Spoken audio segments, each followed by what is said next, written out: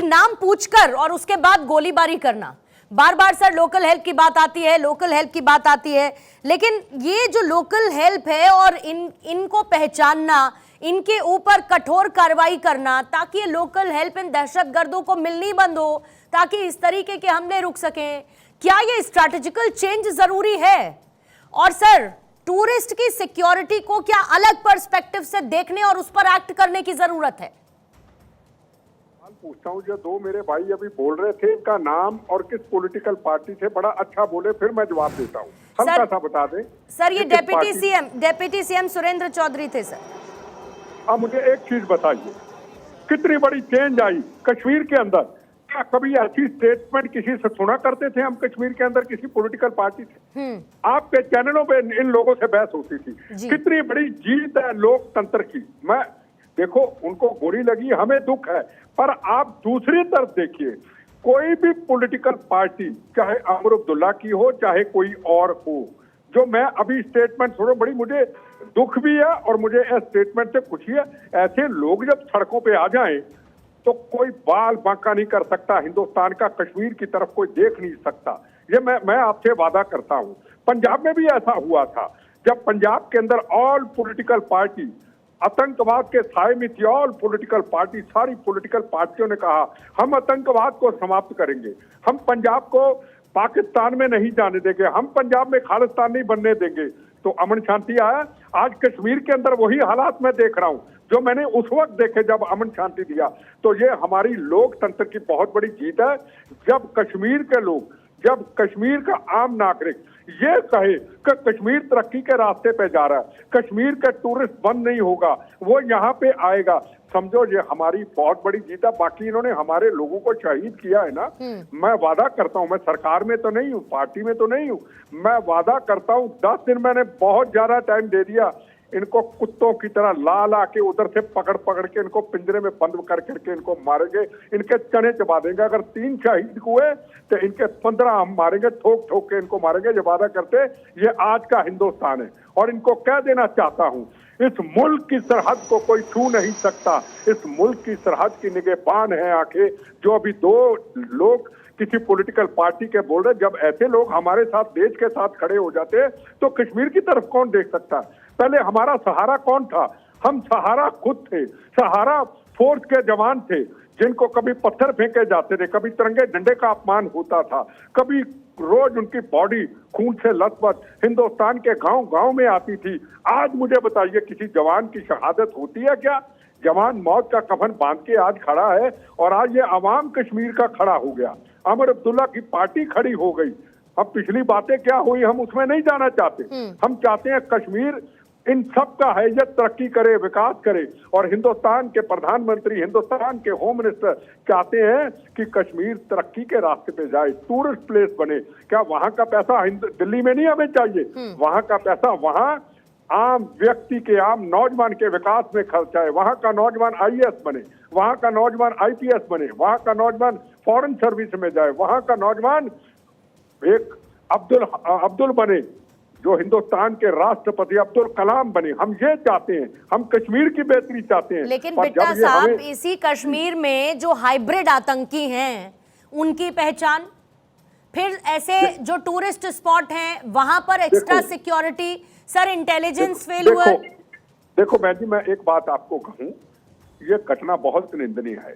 देखो, वो ऐसी हरकत करेंगे, मैंने पहले भी कहा, अब भी कहता हूं, आगे भी कहूंगा, वो मौका ढूंढ के ऐसी हरकत करेंगे, हमारी टेलीविजन पे डिस्कशन हो, हम कमजोर पड़े, हम शोर मचाएं, वो ऐसी हरकत करेंगे।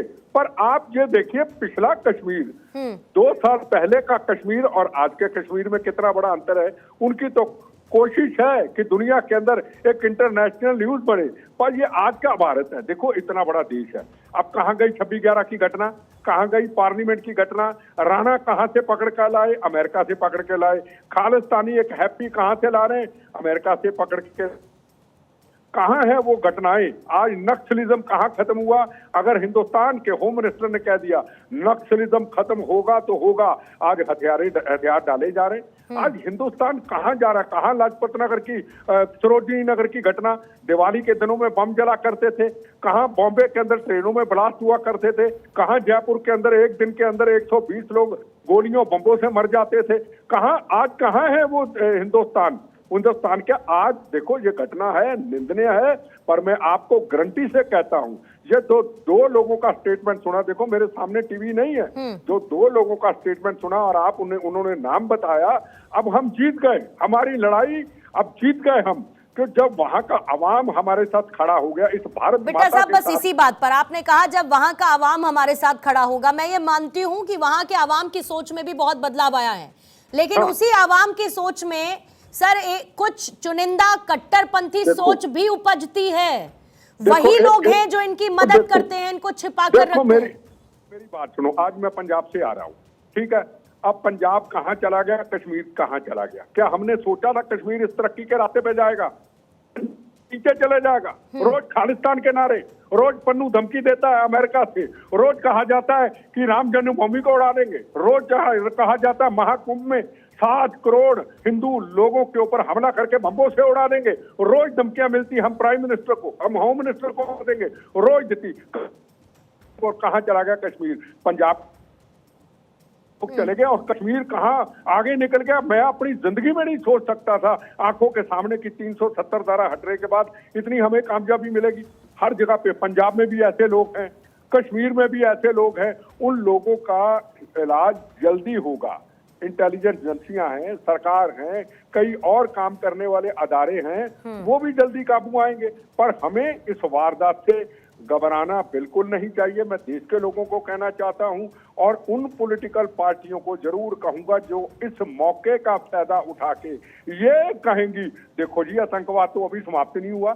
उनको मेरा एक ही सवाल है, आज से दो साल पहले का कश्मीर की बात करता हूं, 4 साल 5 साल पहले के, और आज के कश्मीर की मेरे से बहस कर रहे हैं। अगर ऐसा वाकया होता है तो सारी पॉलिटिकल पार्टी एक मंच पे होके पाकिस्तान ISI के ऊपर हमला करे कि तुम अपनी हरकतों से बाज आ जाओ, और पाकिस्तान को ये कह दो, ए पाक तेरा ख्वाब एक नजारा ही रहेगा, तू किस्मत का मारा है, मारा ही रहेगा, तेरे हर सवाल का जवाब करारा ही रहेगा, कश्मीर हमारा है, हमारा ही रहेगा। सारी पॉलिटिकल पार्टी उनको कह रहे हैं, इनकी ऐसी की तैसी हिम्मत नहीं है।